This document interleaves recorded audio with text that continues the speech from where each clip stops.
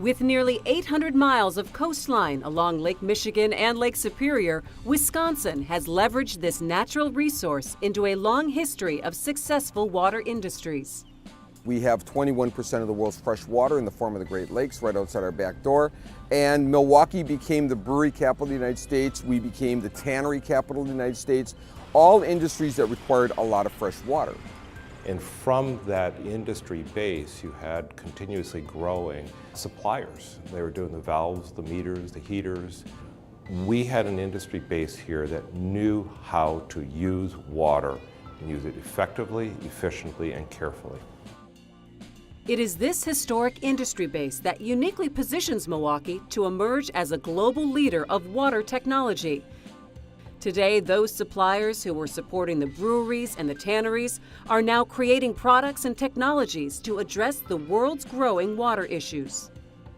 The concentration of industry here, which is dealing with fresh water, the interest in the lakes and the lake management, just everything that Milwaukee does is all related to fresh water. This is unique.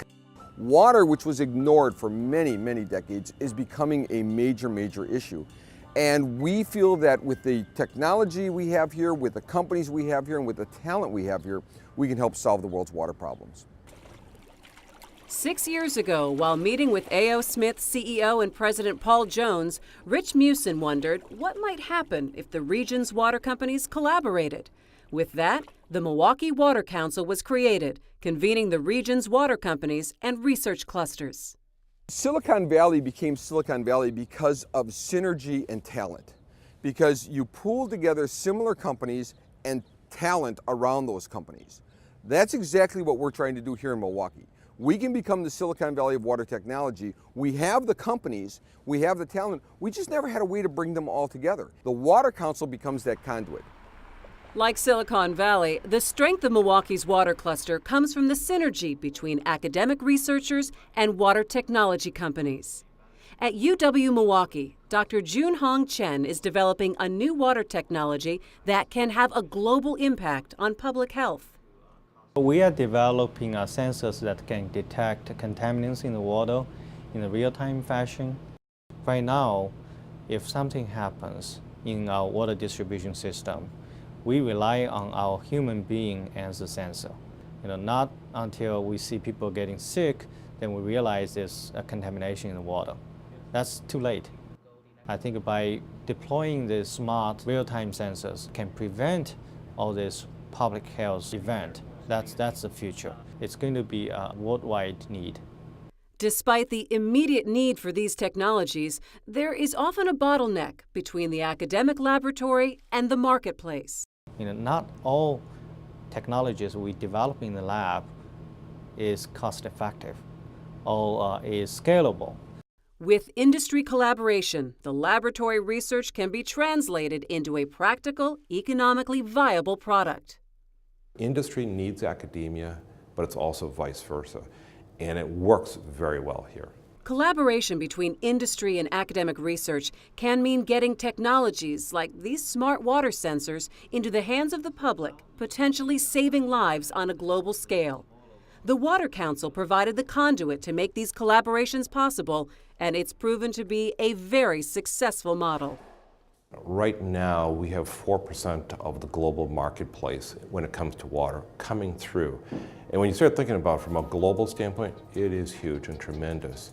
We didn't find anybody else in the United States that had this high concentration of industry and academia.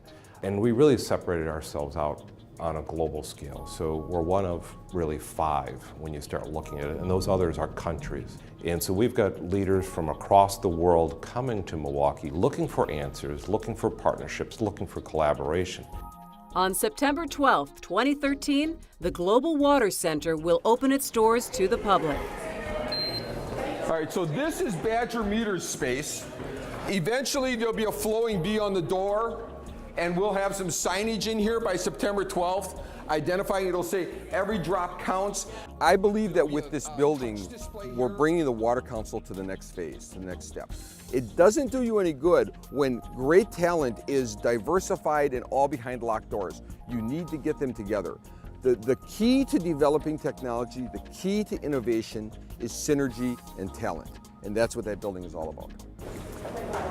This research area is A.O. Smith's research area. Now, those of you who don't know, A.O. Smith is the largest maker of water heaters in the world. A.O. Smith has installed solar panels up there because what they want to perfect here is solar-powered water heating, especially third world countries. Where The Global Water Center will house a dynamic mix of water technology startups, academic research programs, entrepreneurs, and long-established companies like Badger Meter and A.O. Smith. We needed a water accelerator building. That was the initial thought. We needed something where entrepreneurs and even existing businesses could come every day and work together to create businesses, to share ideas, share technology, share learning, all the things that are part of our priorities. The Global Water Center will also house the Seed Accelerator Program, an incubator program for water technology startups and entrepreneurs.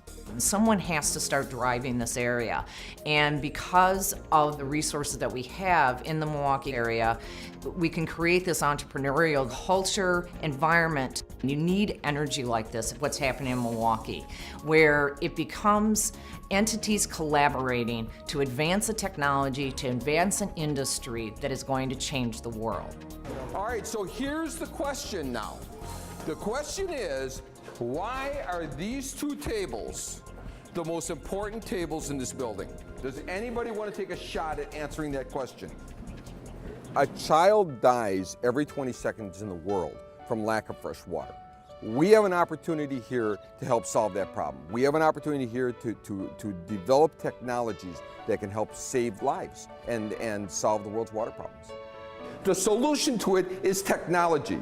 Those technologies can be developed around these two tables. That's why I'm excited. This entire building is about these two tables, the conversations and the ideas that will occur around them.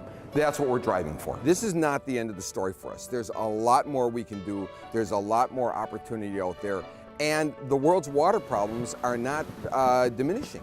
They're growing, if anything. So this is really just the start, in my opinion.